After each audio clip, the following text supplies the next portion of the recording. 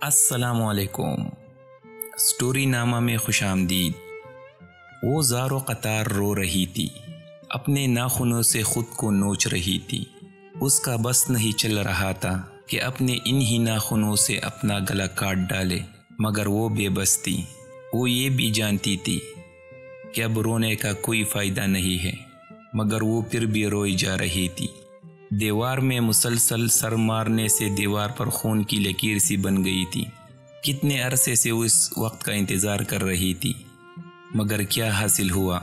وہ وقت آیا بھی تو کس صورت میں؟ پچھلے 5 سال سے مانگی گئی سب دعائیں، سب التجائیں رد کر دی گئی۔ وہ روتے روتے فرش پر اوندے منہ گر گئی۔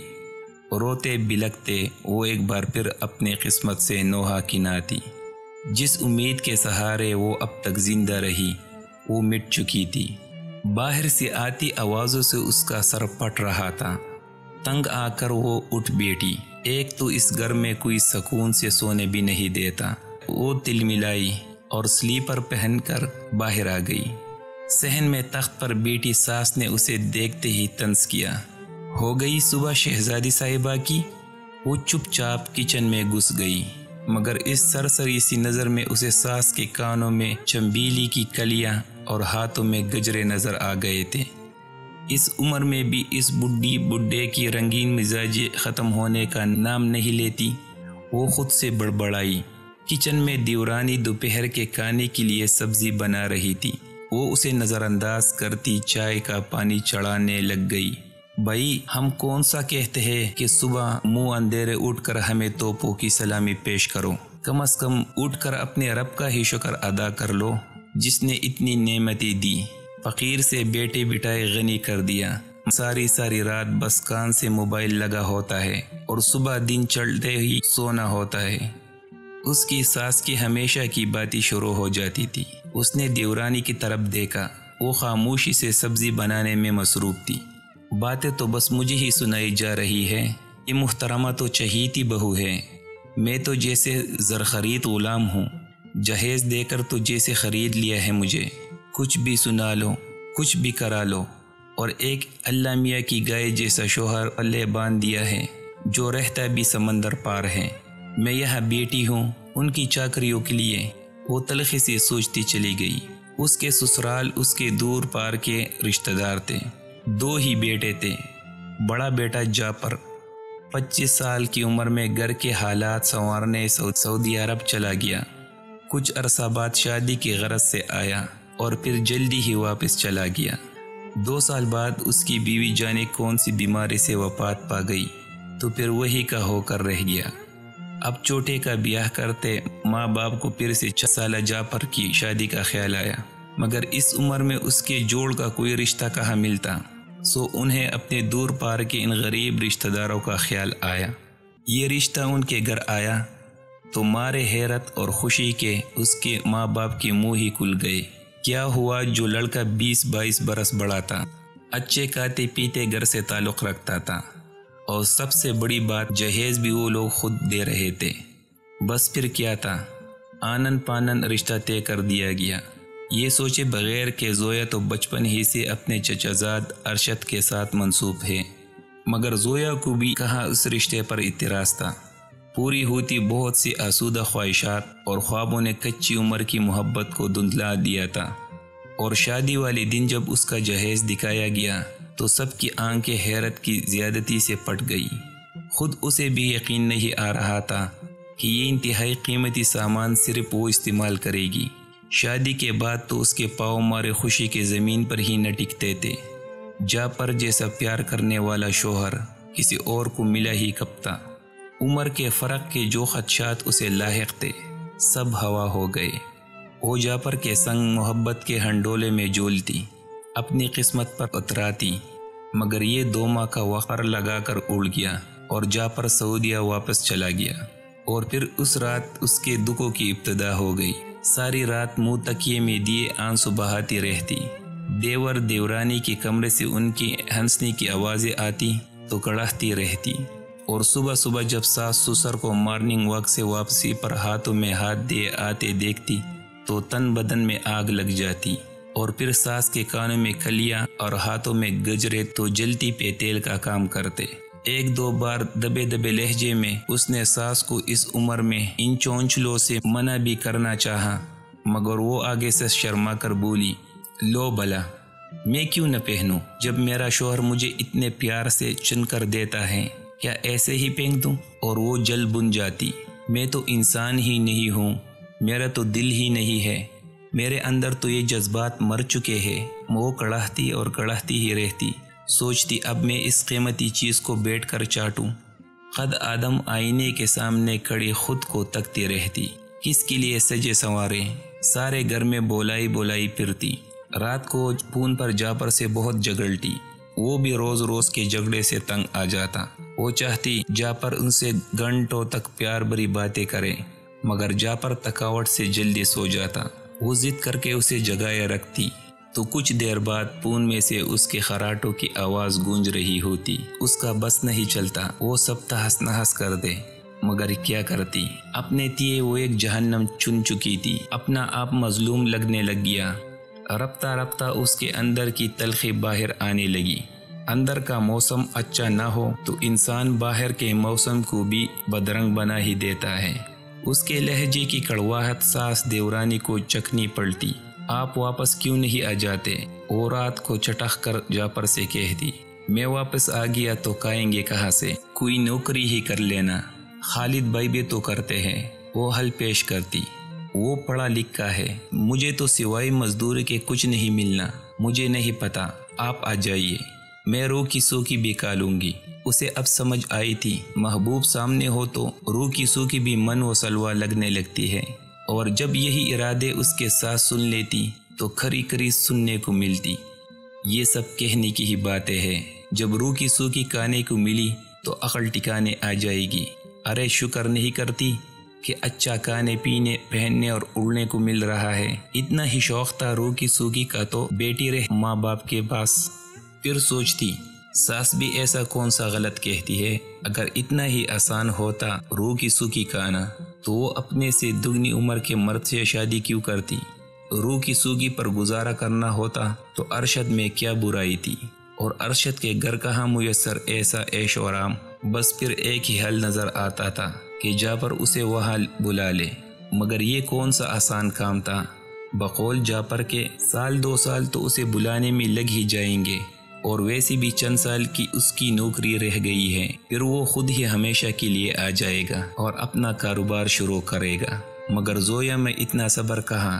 وہ تو چاہتی تھی کہ ابھی جعفر اس کے پاس بیٹھا ہوں، وہ بھی طرح طرح کے کھانے اس کے لیے بنائے، اس کے لیے سجے سنورے جیسے دیورانی کرتی ہے، اور پھر جعفر اس کی تعریف کرے جیسے دیور کرتا ہے، مگر وہ بس سوچ کے ہی رہ جاتی۔ ایسے ہی بے رنگ راتوں میں سے وہ بھی ایک ایسی رات تھی جب اس کے موبائل پر کسی انجان نمبر سے کال آئی۔ یہ کس کا نمبر ہے؟ نہیں اٹھاتی، کسی اپنے کا ہی نہ ہو اٹھا لیتی ہوں، کوئی رانگ نمبر بھی تو ہو سکتا ہے، تو میں کون سا ڈرتی ہوں کسی سے، شادی شدہ عورت ہوں۔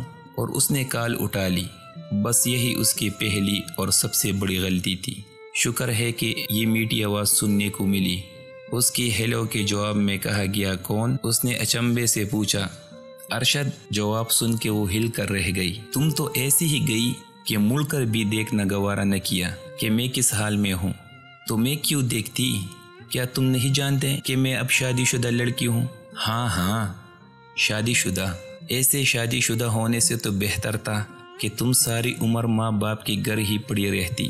اس نے تو جیسے زویا کی دکھتی رگ پر ہاتھ رکھ دیا۔ اس نے چپ چاپ کال کاٹ دی۔ اگلی رات پھر اس کی کال آئی۔ کیوں کرتے ہو مجھے فون؟ کیوں نہ کروں جبکہ میں جانتا ہوں کہ تم خوش نہیں ہو۔ میں خوش ہوں، اس سونے کے پنجرے میں قید ہوگی تم خوش، مگر تمہارے خوبصورت آنکھوں کی اداسی میں یہاں سے بھی دیکھ سکتا ہوں۔ وہ خاموش رہ گئی۔ شوہر سے دور عورت جتنی بھی خوش ہوں، کہیں نہ کہیں اداسی ڈیرا ڈالے رکھتی ہے، یہ بات ساری دنیا جانتی ہے، مگر وہ جلی۔ اسے اس کی محبت خیال کر بیٹھی، اور پھر یہ معمول بنتا گیا۔ ہفتوں گزر گئے، ہر رات ارشد کا فون آتا اور وہ دیر تک اس سے باتیں کر کے اپنے من کی پیاس بجھاتی۔ ارشد اسے سراہتا تو اس کے دل کی بنجر زمین پر کن من برسات ہونے لگتی۔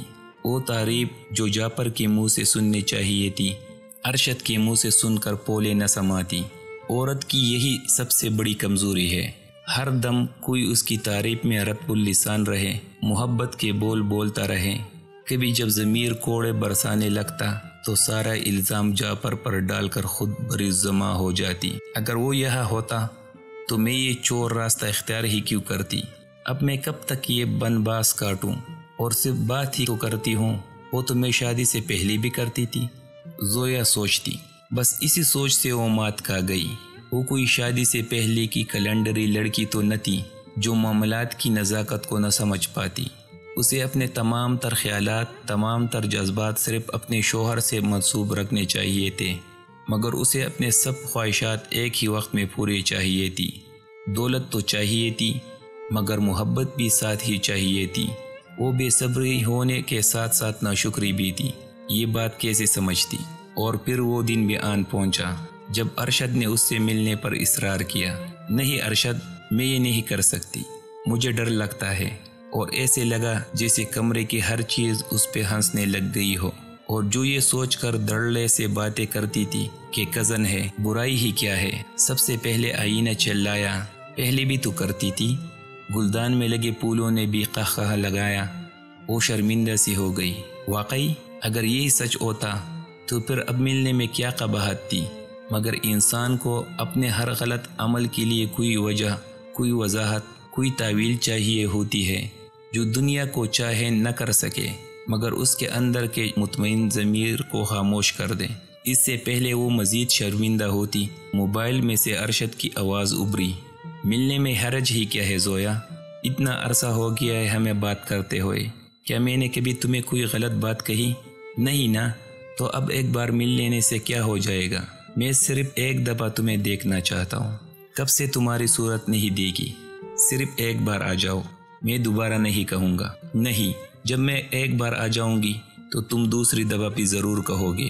وہ بھی جانتی تھی کہ جب ایک بار غلطی کرنے کی ہمت کر ہی لی جائے تو اسے دہرانا زیادہ مشکل ثابت نہیں ہوتا۔ میں تمہاری قسم کھا کر کہتا ہوں زویا، میں دوبارہ نہیں کہوں گا۔ تم کہو گی تو ہمیشہ کے لیے تم سے دور ہو جاؤں گا۔ اس کے لہجے میں چھپی تڑپ دیکھ کر وہ تڑپ اٹھی۔ ٹھیک ہے، میں آ جاؤں گی، مگر صرف کچھ دیر کے لیے، اور صرف اچھے دوستوں کی طرح۔ محتاط لہجے میں باور کرایا گیا۔ بے وقوف عورت، بھلا کون سے اچھے دوست چھپ کر تنہائی میں ملتے ہیں؟ اماں، میں ذرا بیوٹی پارلر تک جا رہی ہوں، اس نے اطلاع دیتے ہوئے کہا۔ تمہیں کیا ضرورت آن پڑی بیوٹی پارلر جانے کی؟ ساس کی نظر میں سجنا سورنا تو صرف شوہر کے سامنے ہی ہونا چاہیے۔ زویا بڑبڑائی۔ نہیں، مجھے تو پاگل خانے جانے کی ضرورت ہے۔ بھلا مجھ جیسی عورت کا کیا کام بیوٹی پارلر میں؟ وہ بڑبڑائی۔ ارے جاؤ، تمہیں تو منہ لگنا ہی فضول ہے۔ ساس بیزار ہوئی۔ بابی ذرا رکیے گا، سمینہ آلے تو میں اسے کپڑے دھونے کے لیے نکال کر دے دوں، پھر ساتھ ہی چلتے ہیں۔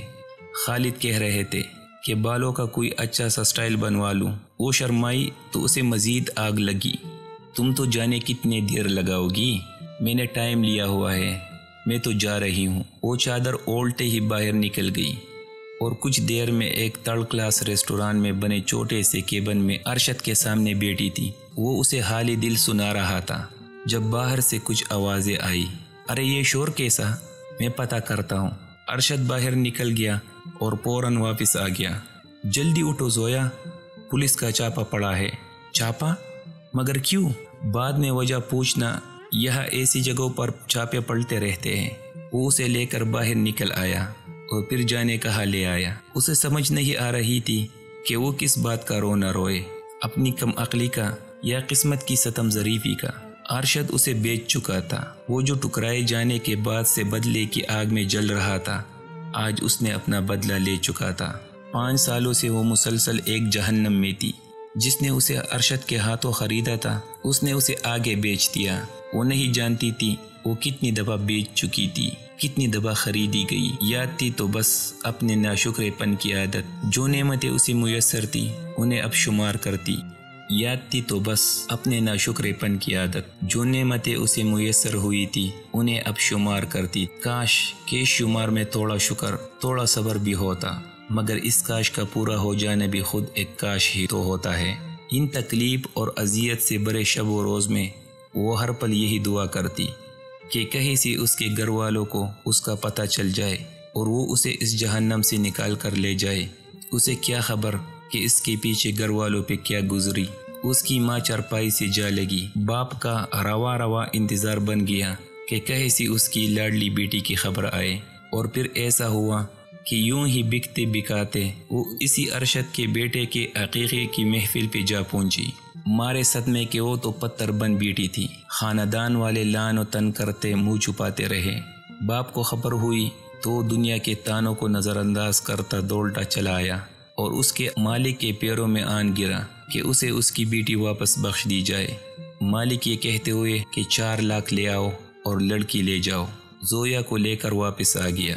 باپ اس کے سسرال جا پہنچا۔ وہ بولے 5 سال ہو گئے اسے اغوا ہوئے، اتنا عرصہ جانے کہاں رہی، اور جس حالت میں ملی ہے وہ اب کسی شریف گھر میں بہو بیٹی بن کر رہنے کے لائق نہیں ہے، پڑی رہنے دو جہاں پڑی ہے۔